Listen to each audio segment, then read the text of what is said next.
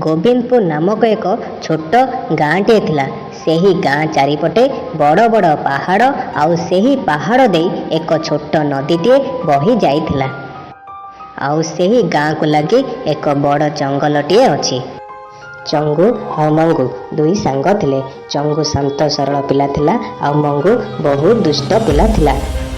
ଦୁଇ ସାଙ୍ଗ ଦିନମାନ କେତେବେଳେ ନଦୀ କୂଳେ ତ କେତେବେଳେ ଜଙ୍ଗଲରେ ବୁଲାବୁଲି କରି ଦିନମାନ ଏମିତି କଟିଯାଏ। ଚଙ୍ଗୁ ବହୁତ କାମ ଖୋଜୁଥିଲା, ହେଲେ କିଛି କାମ ମିଳୁନଥିଲା। ଏକ ଦିନକର କଥା, ଦୁଇ ସାଙ୍ଗ ଏମିତି ବୁଲାବୁଲି କରୁ କରୁ ହେ ଚଙ୍ଗୁ, ଜାଣିଛୁ ସେ ଜଙ୍ଗଲ ଭିତରେ ନୁହଁ ଗୋଟେ ଯାଦୁଘର ଅଛି। ତୁ କ'ଣ କହୁଛୁ ସାଙ୍ଗ? ଆରେ ହଁ ବା ସାଙ୍ଗ। ହେଲେ ସାଙ୍ଗ ତୁ କେମିତି ଜାଣିଲୁ? କାଲି ରାତିରେ ସେ ହରିଆ ବୁଢ଼ା କହିଲା ବେଳେ ବା ମୁଁ ଶୁଣିଛି। ଆରେ ନାହିଁ ସାଙ୍ଗ, ସେ ସବୁ ମିଛ କଥା। ତୁ କିଛି ଜାଣିନୁ, ଚାଲ ଏବେ ଯିବା ସେ ଜଙ୍ଗଲକୁ। ନାହିଁ ସାଙ୍ଗ, ତୁ ତୋର ଯା, ମୋର ଭାଇ ଯିବାର ନାହିଁ। ସେ ଯାଦୁଘରକୁ ଯାଇ ମୋର କ'ଣ ମିଳିବ କହିଲୁ? ସାଙ୍ଗ ତୁ ଯୁଆଡ଼େ ଡାକିଛୁ ମୁଁ ଯାଇଛି, ଚାଲ ଯିବା ସେ ଜଙ୍ଗଲକୁ। ହଉ, ତୁ କହୁଛୁ ଯଦି ଚାଲେ। ଦୁଇ ସାଙ୍ଗ ଜଙ୍ଗଲ ଭିତରକୁ ଗଲେ। ଜଙ୍ଗଲ ଭିତରେ ବହୁତ ଖୋଜିଲେ, ହେଲେ ଯାଦୁଘର ମିଳିଲା ନାହିଁ। ସାଙ୍ଗ କାହିଁ ଦେଖାଯାଉନି ତ କୋଉଠି ଯାଦୁଘର? ସାଙ୍ଗ ଜଙ୍ଗଲ ଭିତରକୁ ନ ପଶୁଣୁ ଯାଦୁଘର ଖୋଜୁଛୁ, ଆଗ ଭିତରକୁ ତ ଚାଲେ। ଏମିତି ଦୁଇ ସାଙ୍ଗ ଜଙ୍ଗଲ ଭିତରେ ବହୁତ ଖୋଜିଲା ପରେ ଏକ ଘରଟିଏ ଦେଖ।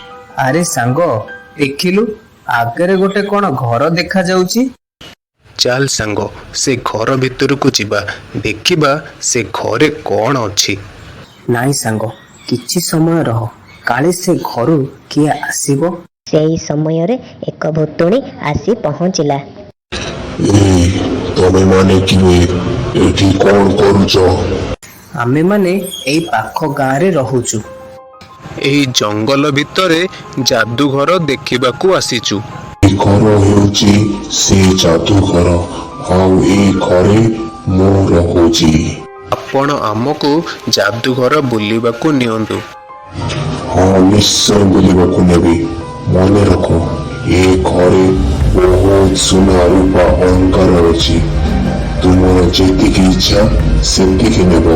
ଯଦି ଅଧିକ ଲୋଭ କରିବ, ଏ ଘରୁ ଆଉ ଆସିବ ନାହିଁ।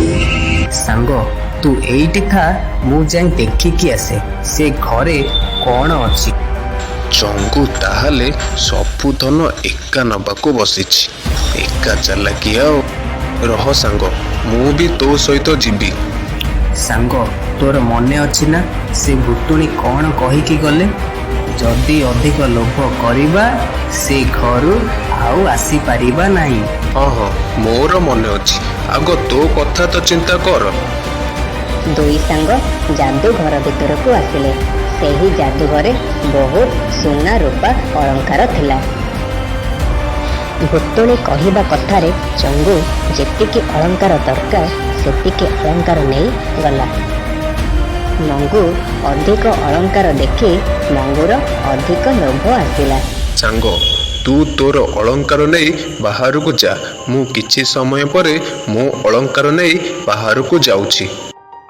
ଦେଖ ସାଙ୍ଗ, ମୁଁ ତତେ ଆଉ ଥରେ କହିଦଉଛି, ଅଧିକ ଲୋଭ ନ କରି ଯେତିକି ଅଳଙ୍କାର ଦରକାର ନେଇକି ଚାଲ, ଯିବା। ଯେତେବେଳେ ଚଙ୍ଗୁ ବାହାରକୁ ଆସିଲା, ମଙ୍ଗୁର ଅଧିକ ଲୋଭ ଆସିଲା ଆଉ ମଙ୍ଗୁ ସବୁ ଅଳଙ୍କାରକୁ ଏକାଠି କରିଲା।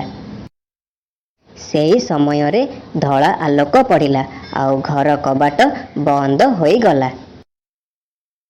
ସବୁ ଅଳଙ୍କାର ସେହି ସ୍ଥାନରୁ ଉଭା ହୋଇଗଲା। ଚଙ୍ଗୁ ବାହାରେ ଏସବୁ ଦେଖୁଥିଲା। କିଛି ସମୟ ପରେ ସେ ଘର କବାଟ ବନ୍ଦ ହୋଇଗଲା ଆଉ ମଙ୍ଗୁ ସେ ଘରୁ ଆଉ ଆସିଲା ନାହିଁ। ଏହା ଦେଖି ଚଙ୍ଗୁ ବହୁତ ନିରାଶ ହେଲା।